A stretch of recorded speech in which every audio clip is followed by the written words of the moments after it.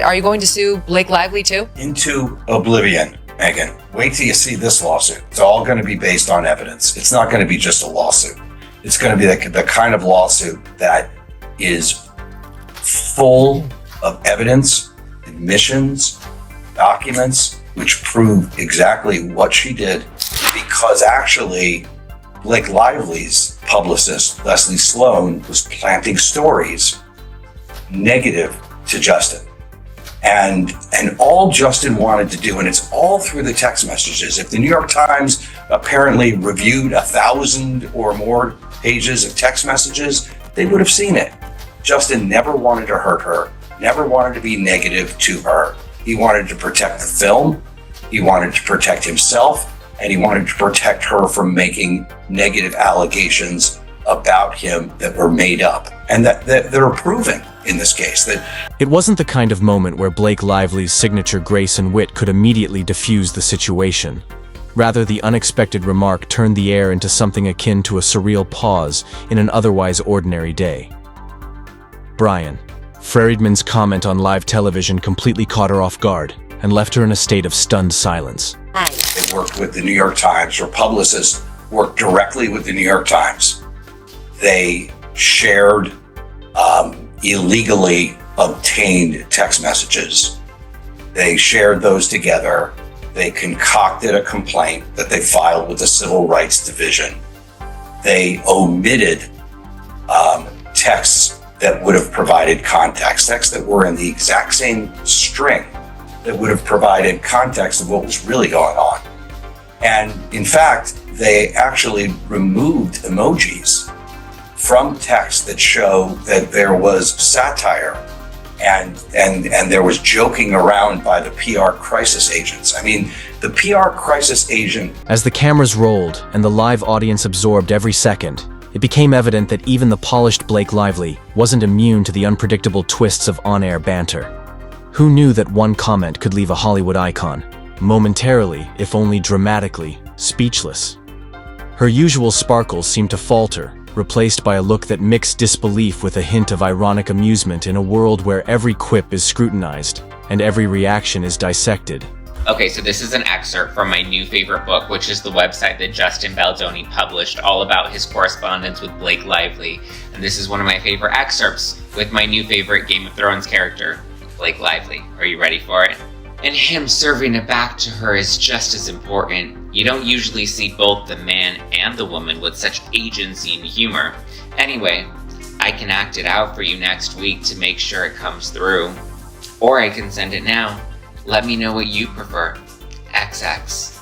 To which Justin Baldoni responded, "Sorry, I was just crying my eyes out as kids and family just left for another 5 weeks and it was a shit show. Heart emoji, heart emoji, heart emoji."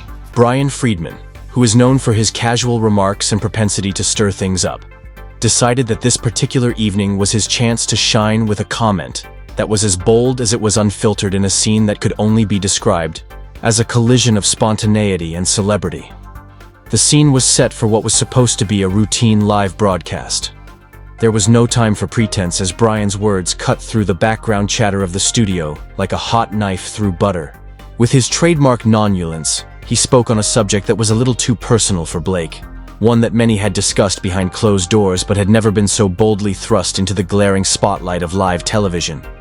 Bryan leaned into the microphone with a smile that suggested he was about to drop a truth bomb. Bryan Freedman, Justin Baldoni's attorney, has just shot back at Blake Lively's motion to dismiss. Blake is abusing the legal system.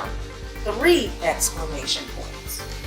Bryan Freedman tells TMZ Ms. Lively's recent motion to dismiss herself from the self-concocted disaster. The remark itself was a surprising development in a discussion that had up to that point remained composed and lighthearted. As the words echoed through the studio, the camera found Blake Lively. Her reaction was instantaneous and unmistakable, an expression that seemed to say, "Really, you can't be serious." Bryan casually mentioned something that on paper might have sounded trivial, but his tone was so delightfully irreverent and devilishly smug that it turned into a statement loaded with implications in that split second. Her eyes widened just enough to show that she wasn't just taking in the information. Rather, she was actively resisting the impulse to respond with a scathing rejoinder.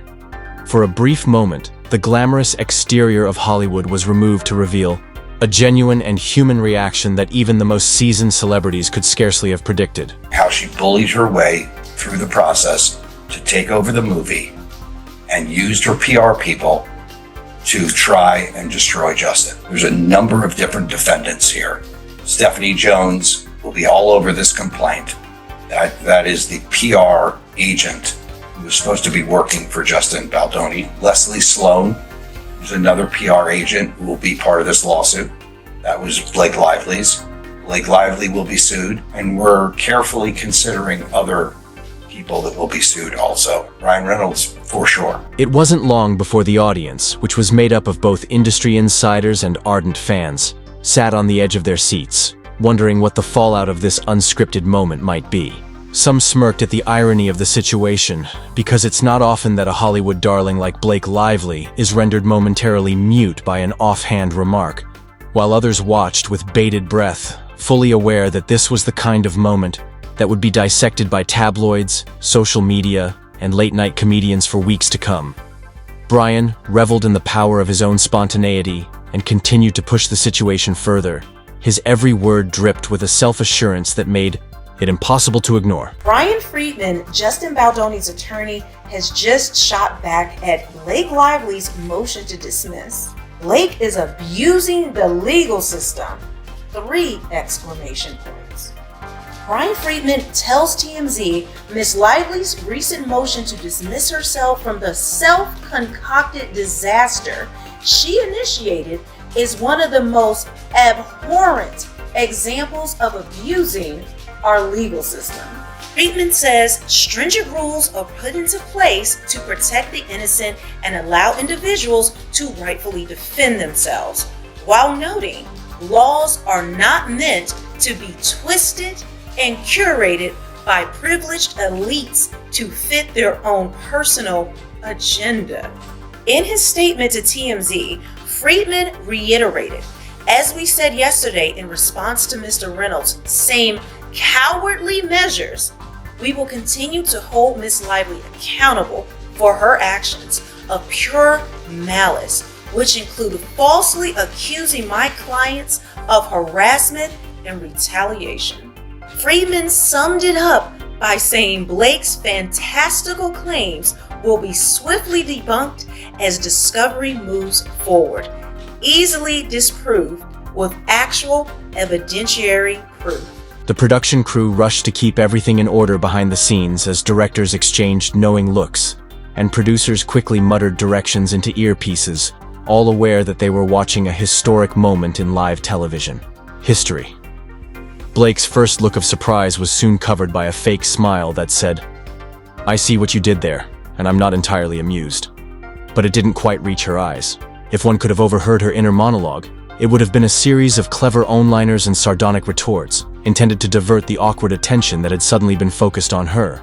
However, in that instant, the art of the retort was lost in translation and was replaced by a silence that said more than words could. Baldoni's the bad guy, and just to lay it out for the audience in a little bit more detail, what she's claiming is that even though she was a much bigger star than Justin Baldoni, who I never heard of before this lawsuit, she's the much bigger star, and she's married to an even bigger star than she is, Ryan Reynolds, that she came in and onto this project and started to get harassed and mistreated by Justin and some others, and that when she then demanded that all of her concerns be rectified, that he did it, but that he was basically lying in wait for when the film would get released in case she went public with what happened, that he and his PR team determined to bury her, to ruin her, and that this wave of bad press we did see about Blake Lively when the film came out this past summer was not organic. It was totally orchestrated by Justin and his team, and they've gotten their hands on a bunch of texts. The conversation continued as though the incident had been a minor hiccup in an otherwise seamless exchange. Bryan Ever, the provocator, added more remarks to the conversation, each one more pointed than the last. His tone remained light and conversational, as though he were simply joking around with an old friend.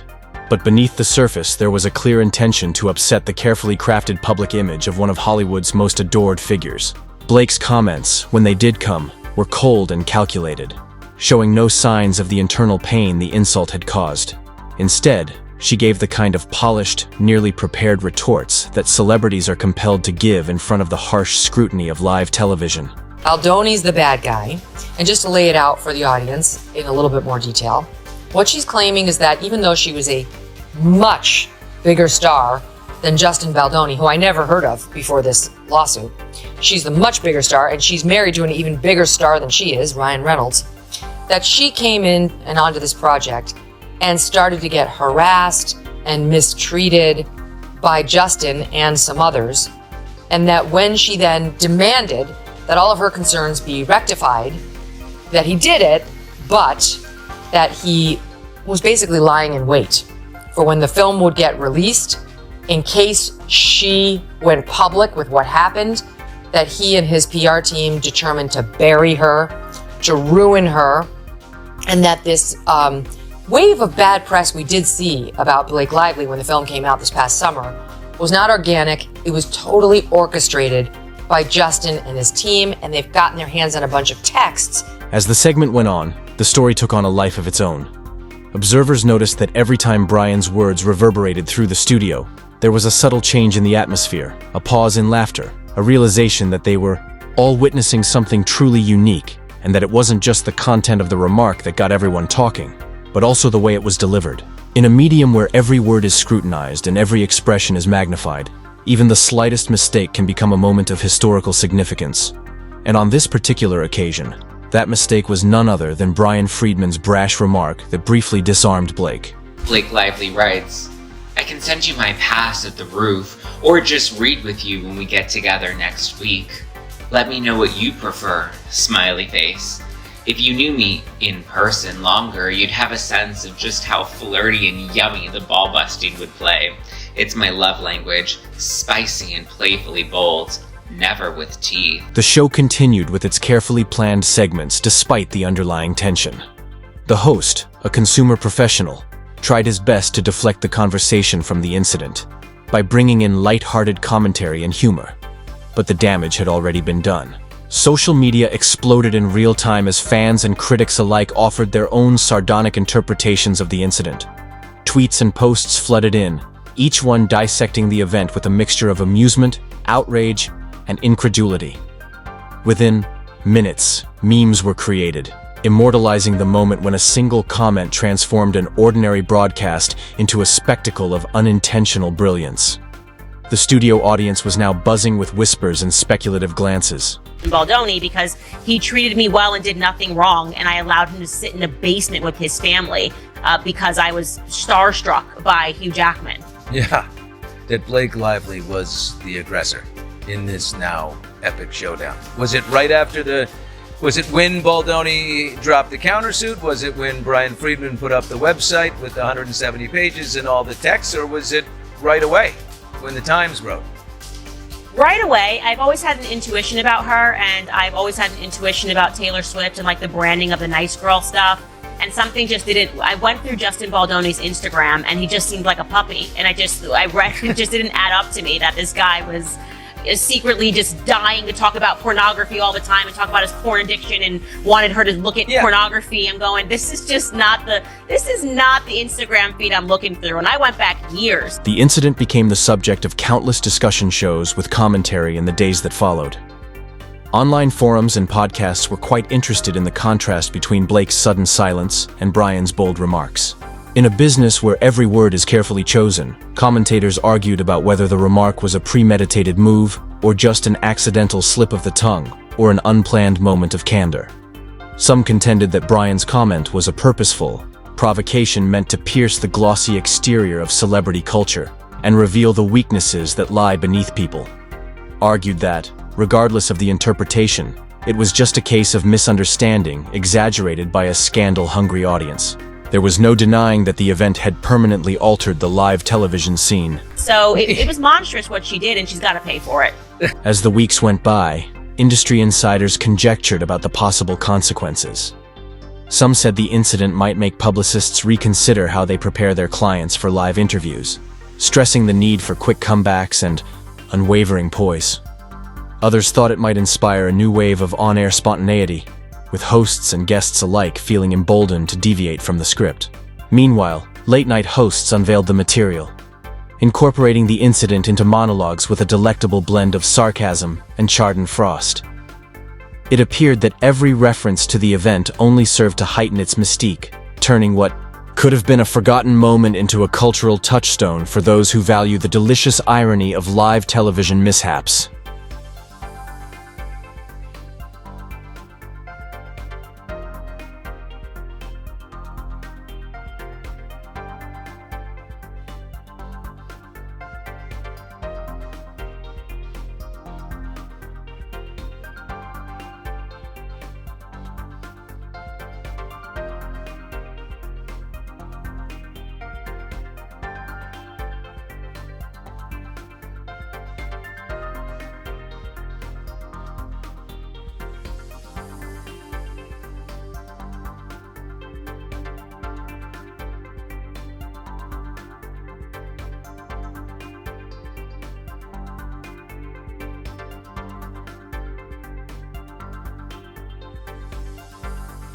The episode turned into a case study on the delicate equilibrium between politeness and candor. While Blake Lively's silence may have been brief, it served as a reminder to those who watch that beneath every polished facade lies the potential for unscripted brilliance, or at the very least a healthy dose of unexpected irony. Bryan Freedman's smirk and wink managed to disrupt not only the conversation's flow, but also the carefully constructed image of one of Hollywood's brightest stars. There was no grand resolution that evening, just a series of glances, muted, laughter, and the unquestionable realization that sometimes the best moments on live TV are the ones that don't